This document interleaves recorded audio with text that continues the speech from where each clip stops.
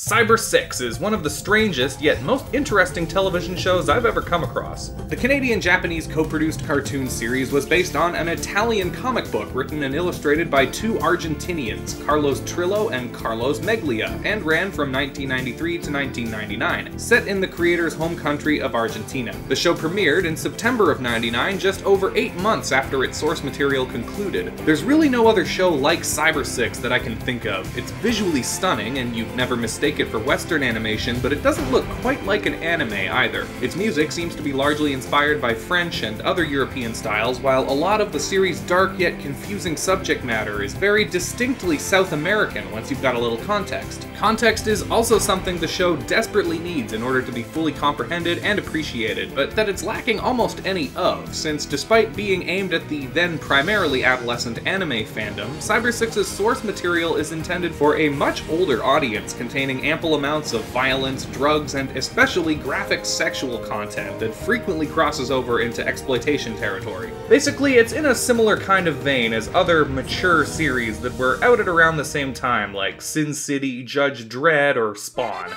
Our main character is Cybersix, one of presumably at least 5 other beings called a Cyber, who has escaped from this evil group of evil guys led by the evilest guy of all, a shadowy scientist named Von Reichter. We don't ever learn what exactly a Cyber is in the show, apart from some cryptic hints that she doesn't really consider herself human. 5 fingers, a heart, but I'm not like them. And of course the fact that she's capable of superhuman feats. Cybersix's primary goal is to protect the city of Meridiana from the various plots and schemes of Von Reichter. Schemes and plots are the same thing. While his primary goal most of the time is killing Cybersix, who he considers to be his greatest failure. Von Reichter rarely gets directly involved with the day-to-day goings-on of the series, however, leaving his son José to do most of the dirty work on the ground. José is kind of like the Jesse and James to Von Richter's Giovanni. Father! This is the boss, and I'm sick of waiting. But I want Pikachu, and this time don't screw it up! But he is just a little fellow, and in turn relies mostly on various monsters of the week that his father sends him, along with a seemingly endless supply of identical hulking mindless henchmen called Fixed Ideas, who melt away leaving behind a vial of glowing liquid when they die. Cybersix needs to drink from these glowing vials in order to survive, though it's not ever mentioned what the fluid is or why she needs it, nor does any of this ever get brought up again after the first episode. In fact, apart from the events of each episode's isolated story, Cybersix's meta-story is left pretty ambiguous. You get bits and pieces here and there, but nothing substantive. Truthfully, I've already covered most of it. It's creepy and mysterious enough to give the show tons of effective atmosphere, while you do get just enough of a tease at what's going on behind the scenes that you aren't completely lost, though I do remember thinking when I first saw the show as a kid that there must have been a bunch of previous episodes I missed which explain things more. I'm really confused about what happened here. It also helps that the nature of the meta-narrative, while interesting, isn't really relevant to any of the episodes besides the first 2 and the finale. Admittedly, however, those 3 were easily my favorites of the series, with most in between ranging from pretty good to kind of trite. The show definitely leans on the side of style over substance, but that isn't necessarily a bad thing. As you can see by this point, Cybersix has style to spare, with the comic book's unique character designs and aesthetic mostly carried over, combined with a distinctly Japanese animation style which is absolutely top-notch. This is easily among the best-looking 2D animated shows I've ever seen. Another thing that sets this show apart is its setting. The fictional city of Meridiana adds a lot of character to the show, so much so that it almost becomes like a character itself. It's quite small, wrapped around a little bay, and has at its center an enormous angel statue larger than any of the surrounding buildings, which shows up in the background during many of the show's frequent rooftop scenes, providing context for where different parts of town are approximately located in relation to one another. It's a really cool little detail. There are also gargoyles. Everywhere. No, not that type of gargoyles. The gargoyles in Cybersix don't come to life. For the most part. You mean goblins? Yeah. Okay, fine, they're goblins. Was it something I said? Seriously though, with so many other cartoons from this era set in giant cities, real or imagined, like New York or Gotham, it's neat that this fictional South American setting feels a little more old world, though its geographical location is never explicitly stated in the series. The titular character of Cybersix is the series' most interesting character. You don't get a huge amount of insight into her motivations. In fact, I'd say that out of the central cast, she's probably the least clearly defined. That's not not to say she's underwritten or anything, just that she, like the show as a whole, is somewhat mysterious. Cybersix struggles with whether or not she sees herself as a human, and starts off the series keeping most other people at arm's length because of this, at one point seeming to relate more to a monstrous, gelatinous lab experiment than to other people. You're like me, aren't you? She clearly yearns to let others in, however, developing friendships with several characters as the show progresses. Cybersix goes out of her way to help everyone out around her, even those who others might not take a second glance at. Early on in the series, after being pickpocketed by a street urchin named Julian, Cybersix treats him kindly, eventually befriending him. Later on, she sometimes even goes out of her way to check up on him and make sure he's keeping his nose clean. This treatment, in turn, inspires Julian to turn over a new leaf and try to focus more on magic tricks and other types of public performance rather than petty theft. At first I thought it was a little silly that Cybersix just kind of lets José go every time she thwarts one of his or Von Richter's schemes. I'll be back! I'll be back! But then I realized that this could have been a deliberate decision on the part of the show's writers. After all, she needs Von Richter and José to survive. If they were ever put away for good, her only source of sustenance would disappear, so it makes more sense for her from a pragmatic standpoint to let them continue operating, only stopping their schemes when they get out of hand. I can destroy you. Without sustenance, you will also die. While of course most superheroes have a secret identity, Cybersix puts a bit of a spin on this trope by having the female lead's alter ego be a male character called Adrian, which is notably a unisex name. Furthermore, in the original comic series, Adrian Seidelman wasn't just someone Cybersix came up with, he was an actual person whose identity she took over after he died in a car crash, since the two resembled each other. Cybersix's voice actor, Cathy Weseluck, does a great job at playing both the female and male aspects of the character, though admittedly it is readily apparent, even to those uninitiated, that Adrian is being voiced by a woman. What are you trying to tell me? The most prominent of the series' supporting cast is Lucas Amato, Cybersix's love interest and also Adrian's best friend. The two work together as teachers at the same high school. Lucas functions as the series' everyman, who gets swept up into this crazy world of genetically engineered superhumans during the series' pilot. Amusingly, Lucas also frequently confides the confusion and frustration he feels over his relationship with Cybersix to Adrian, blissfully unaware that they are in fact the same person. Man, Adrian is not gonna believe this. Later on, he even gets into a sort of love triangle between her two identities after a misunderstanding where one of their students who has a crush on Adrian follows him home and glimpses Cybersix inside the apartment, assuming her to be Adrian's girlfriend. He was with some kinky chick dressed up in a black cape and matching tights. It's not what you think. It's hard to explain. Then there's Data 7, a genetically altered super panther which contains the brain of Cybersix's brother, 29. After his premiere episode where he's sent by Von Richter to kill Cybersix, Data 7 instead joins his long-lost sister, appearing as her sidekick in most subsequent episodes. You're 29. There isn't a ton to say about Data 7 apart from that, though I did quite enjoy the few times the show uses him for comic relief. Kitty, are you a Data 7?